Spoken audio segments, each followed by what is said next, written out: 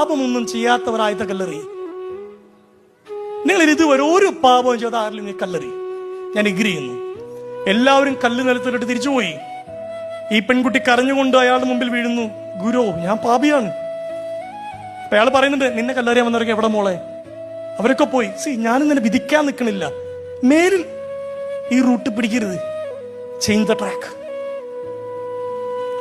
വ്യഭിചാരത്തിൽ പിടിക്കപ്പെട്ട ഒരു പെൺകുട്ടിയോട് ദൈവം എന്ന് പറയുന്ന ആ മനുഷ്യന് പൊറുക്കാൻ പറ്റുന്നുണ്ടെങ്കിൽ, ഒരു കള്ളനോട് സാരമില്ല എന്ന് പറയാൻ പറ്റുന്നുണ്ടെങ്കിൽ, പൊന്നുപോലെ കൊണ്ടു നടന്നിട്ടും പിന്നീന്ന് കുത്തിയ തള്ളിപ്പറഞ്ഞ ബെസ്റ്റ് ഫ്രണ്ടിനെ സാരമില്ലടാ എന്നൊരു ദൈവത്തിന് പറയാൻ പറ്റുന്നുണ്ടെങ്കിൽ, ദൈവത്തിന് പറയാൻ പറ്റുന്നുണ്ടെങ്കിൽ,